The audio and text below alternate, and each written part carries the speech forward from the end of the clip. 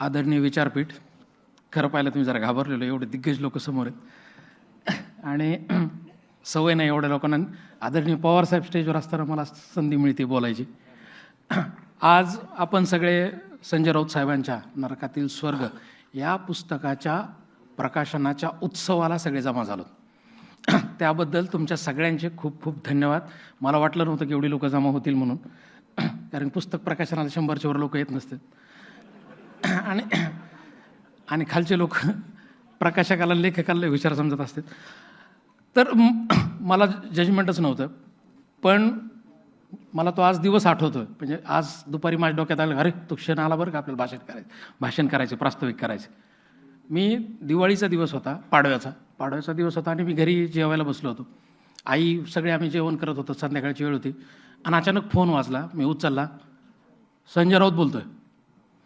मी म्हणलं हां साहेब बोला. हिंमत आहे का खरं छापायची? म्हणलं आहे साहेब. मग असं हिंमत तर येऊ द्या मुंबईला. आणि मग मी आईला म्हणलं, आई म्हणलं कुणाच फोन होता? म्हणलं संजय राऊत. अरे म्हणलं आपलं चांगलं चाललेलं आहे सगळं.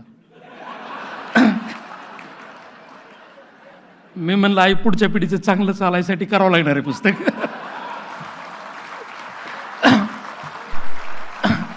आणि राऊत साहेब मला तोपर्यंत एवढंच एका वाक्यात माहीत होते, 100 दाऊद की एक राऊत की. आणि टी व्ही लागला की राऊत साहेब दिसायचे आणि ते कायम आक्रमक असायचे. म्हणलं आता नाही म्हणलं ते तिथे गेल्यावर मारतात का काय. आणि मी गेलो त्यावेळेस इलेक्शनचा काळ होता. मला वाटलं आपल्याला काही वेळ मिळणार नाही. बाहेर उभा राहिलो मी आणि अचानक म्हणले तांदळे का? म्हणलं. मी आतमध्ये गेलो तर ते सगळं विसरून गेले आणि लगेच पुस्तकावर बोलायला लागले. मी असं पुस्तक लिहिलं, हे ईडीची भीती वाटते का म्हणले तुला? म्हणलं सर अजून ती अवकादच नाही झाली की ईडीपर्यंत आपण जाऊ. आणि नावात शरद आहे माझ्या, त्यामुळं अशी काही भीती वाटली नाही. आणि मग ते ड्राफ्ट मी घेतला, वाचला. नंतर मला खरंच बाहेर आल्यावर भीती वाटली जरा. म्हणलं अरे अंगलट येण्याचं प्रकरण आहे. परत म्हणलं जाऊ द्या, हे लोक दिग्गज आहेत एवढे, हे ज्यावेळेस मागं हटत नाही त्यावेळेस आपण सामान्य माणूस म्हणून आणि तरुणांचे प्रतिनिधी म्हणून आणि एक तरुण प्रकाशक म्हणून मागं हटायचं. आणि त्या दिवशीपासनं राऊत साहेबांचा किती राज्यसभेत त्यांचं अधिवेशन असेल, कुठं असेल, त्यावेळेस त्यांचा फोन यायचा, काय चाललं, एडिटिंग झाली का, मला एकही चूक नको आहे.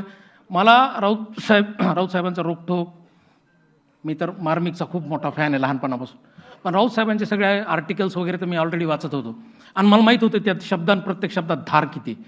तर एकही शब्द बिना धारेचा असा त्यांनी एडिट करू दिला नाही किंवा आमच्यावर दबाव टाकला नाही की ही शब्द तुम्ही नीट करा, तुम्हाला कळत आहे का. आणि आमच्यावर दबाव होता आहे की इतका मोठा संपादक, म्हणजे आज भारतातले सगळ्यात मोठे संपादक म्हणता येतील, तर एवढा मोठा संपादक आपला एखादी गोष्ट सांगितली तर ऐकतोय, हा नम्रपणा मला त्यांच्यात जाणवला. आणि पुस्तकाविषयी स्वतःच्या पुस्तका म्हणजे अपत्य असतं, त्याच्यावर किती प्रेम करावं हे राऊत साहेबांकडून मला स्वतःला शिकायला मिळालं. आणि 4, 5, 6 महिने आम्ही कंटिन्यू एडिटिंग, प्रूफिंग चालू होती. याच्यात ते पुस्तक तयार झालं.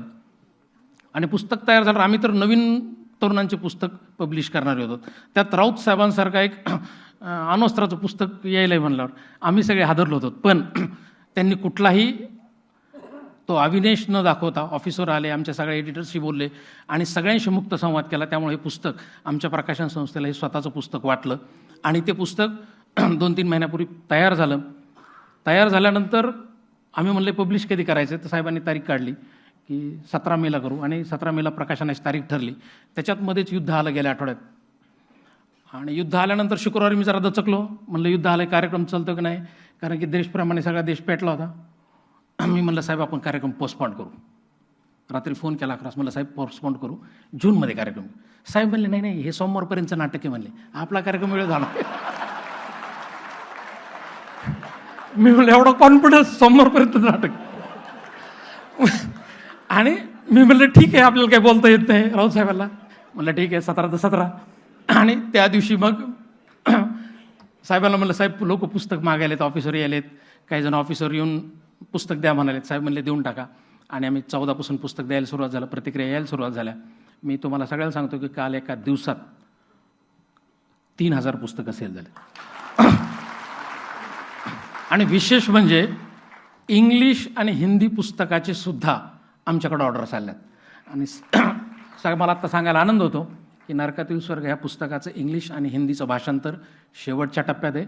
जुलैमध्ये दिल्लीमध्ये त्याचा प्रकाशनाचा कार्यक्रम होईल आणि मला साहेब म्हणले, साहेबांनी पुस्तकात बी लिहिले फार साहसी आहे तांदळे. सर साहसी वगैरे नाही आहे, पण लहानपणापासून यशवंतराव चव्हाण आणि प्रबोधनकार ठाकरे आमच्या नसानसात जिरलेले आहेत.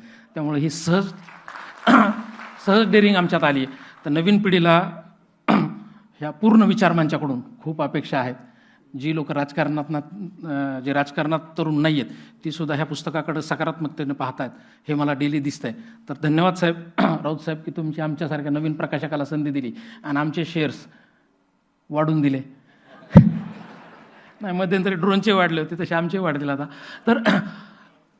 तर संजय राऊत साहेब, तुमचे खूप खूप धन्यवाद. निश्चित हे पुस्तक महाराष्ट्रातल्या कानाकोपऱ्यातल्या प्रत्येक तरुणांपर्यंत, प्रत्येक माणसांपर्यंत पोहोचल ही प्रकाशन संस्था मी तुम्हाला आश्वासित करतो आणि धन्यवाद देतो. धन्यवाद. एबीपी माझा, उघडा डोळे बघा नीट.